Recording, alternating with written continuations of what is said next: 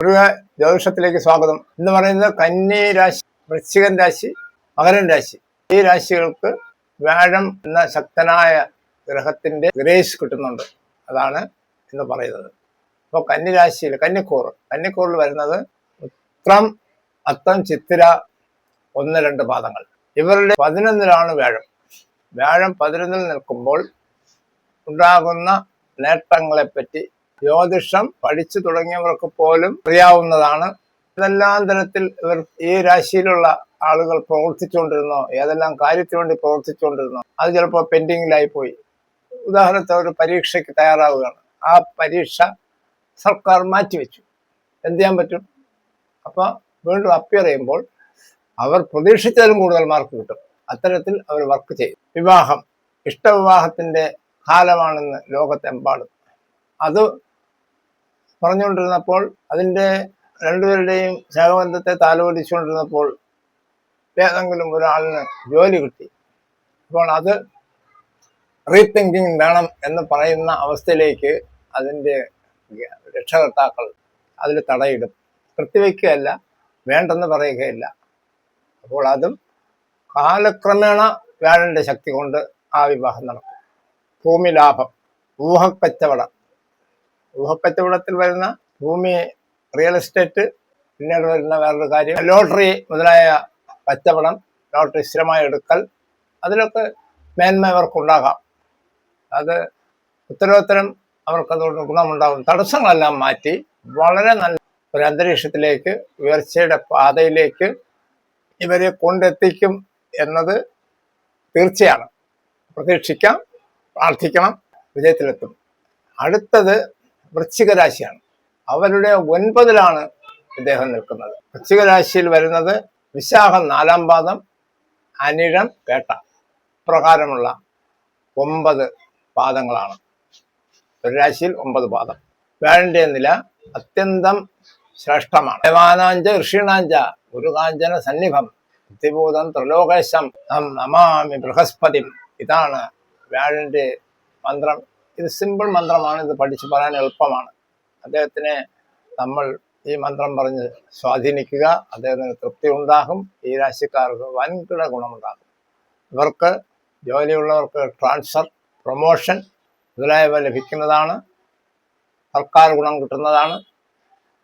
City lottery ഇവർക്ക് കിട്ടും. ഭൂമിലാഭം, വസ്ത്രലാഭം, സ്വർണലാഭം എന്നിവ അവർക്കുള്ളതാണ്. ഈ 9-ലെ വ്യാഴം എവിടെയെങ്കിലും പെൻഡിങ്ങിലായ കാര്യങ്ങൾ ഉണ്ടെങ്കിൽ അവ വളരെ നല്ല രീതിയിൽ പുരോഗമിച്ച് മുന്നോട്ട് കൊണ്ടുപോകാൻ ഈ 3 നക്ഷത്രക്കാരെയും സഹായിക്കും. തീർച്ചയാണ്. അടുത്തത് മകരമാണ്. മകര രാശിയിൽ നിന്നും കർക്കിടകത്തിൽ നിൽക്കുന്ന വ്യാഴനിലേക്ക് 7-ാം രാശിയാണ്. ഇതും നേരത്തെ പറഞ്ഞതുപോലെ ജ്യോതിഷം പഠിച്ചുകൊണ്ടിരിക്കുന്നവർക്ക് പോലും അറിയാം 7-ലെ വ്യാഴം എത്രമാത്രം സപ്പോർട്ടീവാണ് എന്നത്. വളരെയേറെ എൻജോയ്മെന്റ് നൽകുന്നതാണ് വ്യാഴം. ഇവിടെ വരുന്ന 3 പാദങ്ങൾ ഉത്രാടം, തിരുവോണം, അവിട്ടം 1-2 പാദം. ധൈര്യപൂർവ്വം മുന്നോട്ട് പോകാം.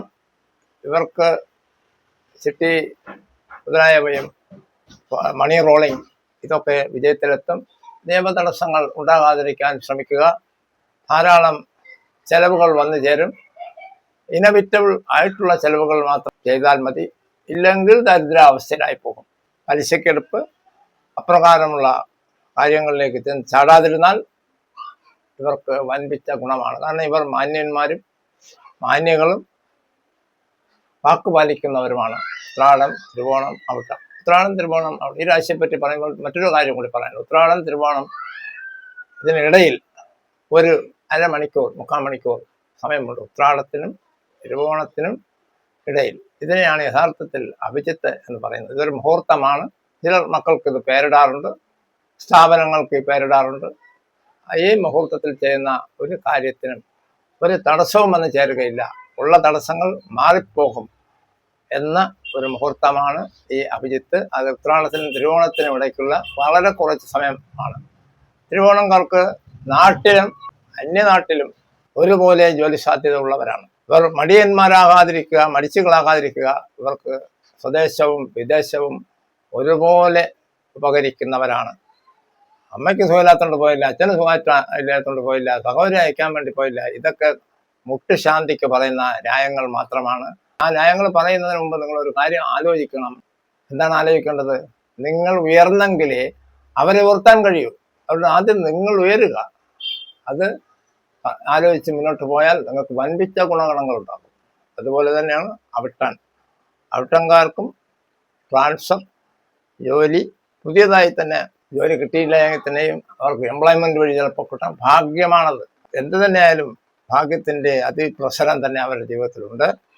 വളരെ നല്ല രീതിയിൽ ഹാപ്പിനെസ്സായി മുന്നോട്ട് പോകാൻ കഴിയും. നേരത്തെ ഉണ്ടായ തടസ്സങ്ങളെ ചൊല്ലി അതിൽ ദുഃഖിക്കുന്നവരല്ല അവർക്കും നല്ല സമയമാണ്. നേരിട്ട് മുന്നോട്ട് പോവുക. ഈ കച്ചവടക്കാർ ഉണ്ടല്ലോ, ബിസിനസ്, റിയൽ എസ്റ്റേറ്റുകാർ, ഗൃഹ കച്ചവടക്കാർ, സീസൺ ബിസിനസ്സുകാർ, എല്ലാവർക്കും ഈ നക്ഷത്രക്കാർക്ക്, ഈ രാശിക്കാർക്ക് പുരോഗതിയുള്ള കാലമാണ്. ഈ പുരോഗതി നൽകുന്നത് ആരാണ്? 7-ലെ വ്യാഴമാണ്.